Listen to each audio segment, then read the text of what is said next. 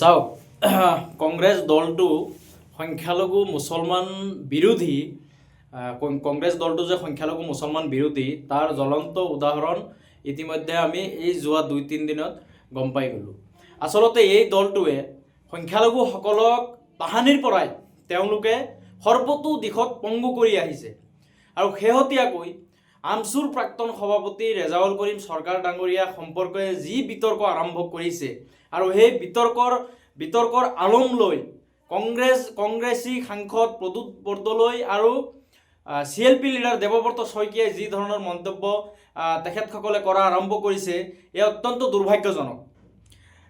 কংগ্ৰেছী সাংসদ প্ৰদ্যুৎ বৰদলৈ ডাঙৰীয়াই জানি ৰখা ভাল দেৱব্ৰত শইকীয়াই পাহৰি গৈছে নেকি যে তেওঁ যে বিৰোধী দলৰ দলপতি হৈ আছে, এই যে মুছলমান লোকসকলে ভোট দি MLA বনোৱা নেতাসকলৰ কাৰণেই বিধায়কসকলৰ কাৰণেই দেৱব্ৰত শইকীয়া আজি বিৰোধী দলৰ দলপতি হৈ আছে। কংগ্ৰেছী সাংসদ প্ৰদ্যুৎ বৰদলৈ ডাঙৰীয়াই তেওঁ নিজে অনুভৱ কৰক, নগাঁৱত যদি মুছলমান লোকসকলে ভোট দি দিলে হয় কংগ্ৰেছী সাংসদ প্ৰদ্যুৎ বৰদলৈয়ে আজি সাংসদ হৈ নাথাকিলে হয়। দেৱব্ৰত শইকীয়াই যিবোৰ মন্তব্য তেখেতে ৰেজাউল কৰিম সম্পৰ্কে কৰিছে এয়া অত্যন্ত দুৰ্ভাগ্যজনক। তেখেতক সকীয়াই দিছোঁ, এই ধৰণৰ মন্তব্য তেওঁলোকে কৰিব নালাগে। আমছুৰ সভাপতিক চিনি নাপায় প্ৰদ্যুৎ বৰদলৈয়ে, আমছুৰ সভাপতিক তেখেতে ৰেজাউল কৰিম চৰকাৰক চিনি নাপায়। এই ধৰণৰ কথা বতৰা কি সূচাইছে? আচলতে এই দলটোৰ স্পষ্ট, এই দলটোৰ ভিতৰৰ গোপন এজেণ্ডা মুছলমান বিৰোধী। কাৰণ বিগত সময়ত আমি দেখা পাইছোঁ যে এই দলটোৰ কাৰণে আজি গোটেই সমগ্ৰ অসমত মুছলমান লোকসকলৰ ওপৰত অত্যাচাৰ অন্যায়মূলকভাৱে এই যে উচ্ছেদ কৰা হৈ আছে, কিহৰ কাৰণে কৰা হৈ আছে? আজিৰ তাৰিখত যিসকল লোকক উচ্ছেদ কৰা হৈ আছে এই লোকসকলক উচ্ছেদৰ মূলতঃ হ'ল কংগ্ৰেছ দল। কংগ্ৰেছে পূৰ্বে এই সমস্যাসমূহ তেওঁলোকে সৃষ্টি কৰি থৈ গৈছিল। মুছলমান লোকসকলৰ হিতৰ কোনো চিন্তা তেওঁলোকে কৰা নাই। বিভিন্নজনে কয় যে কংগ্ৰেছ দল মুছলমানৰ দল। আমিও কওঁ যে মুছলমান লোকসকল যদি কংগ্ৰেছত নাথাকে কংগ্ৰেছ দলটো থাকিব জানো? কংগ্ৰেছ দলৰ কিবা অস্তিত্ব আছে নেকি?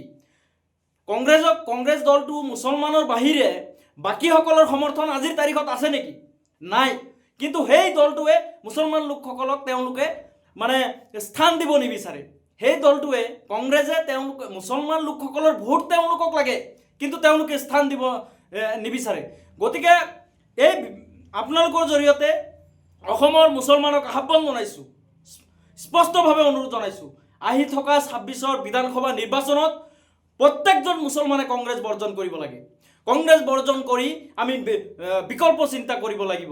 এই দলটোক আমাৰ ধৰ্ম নহয়, কংগ্ৰেছ জন্ম হোৱাৰ পৰাই কংগ্ৰেছত ভোট দিব লাগে, কংগ্ৰেছত ভোট দি আহি আছে আমাৰ মানুহখিনি, মুছলমান লোকসকলে কংগ্ৰেছ ধৰি ৰাখিছে। ইয়াৰ পিছতো আজি যিসমূহ সমস্যাৰ সৃষ্টি হয়, উচ্ছেদৰ পৰা আৰম্ভ কৰি যিবোৰ সমস্যা মুছলমানৰ সৃষ্টি হয়, এই সমস্যাসমূহৰ ক্ষেত্ৰত তেওঁলোকে মাত নামাতে। তেওঁলোকক যদি সোধা যায় তেওঁলোকে এটাই উত্তৰ দিব যে সংখ্যাগৰিষ্ঠ হিন্দুসকলে বেয়া পাব। আৰে ভাই, তোমালোকৰ সংখ্যাগুৰুসকলে বেয়া পাব কাৰণে আমাৰ সমস্যা হৈয়ে থাকিব নেকি? যে গতিকে ইয়াৰ পৰা স্পষ্ট হয় তেওঁলোকৰ মুছলমানৰ প্ৰতি কোনো ধৰণৰ আন্তৰিকতা নাই। সেইকাৰণে অনুৰোধ জনাইছোঁ যে আমি কংগ্ৰেছ ত্যাগ কৰাৰ এয়া সময়। সকলো মানুহক আহ্বান জনাইছোঁ 26ত ইয়াৰ যোগ্য প্ৰত্যুত্তৰ দিব লাগিব।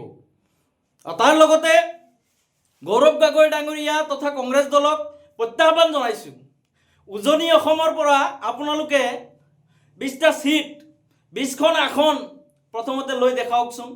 মানিম নহয় তেতিয়া। মুছলমান লোকসকল কংগ্ৰেছত আছে কাৰণে আপোনালোকৰ নেতাগিৰি। মুছলমান লোকসকল ভোট নিদিলে আপোনালোকৰ নেতাগিৰি থাকিব জানো? এই দেৱব্ৰত শইকীয়াই বিৰোধী দলৰ দলপতি হ'ব পাৰিব জানো? মুছলমান MLA কেইটা যদি নাথাকিলেহেঁতেন? ইমান অহংকাৰ, ইমান দম্ভ। গৌৰৱ গগৈ ডাঙৰীয়াক সকীয়াই দিছোঁ, মুছলমানক লৈ এই ধৰণৰ ঘৃণাৰ ৰাজনীতি নকৰিব।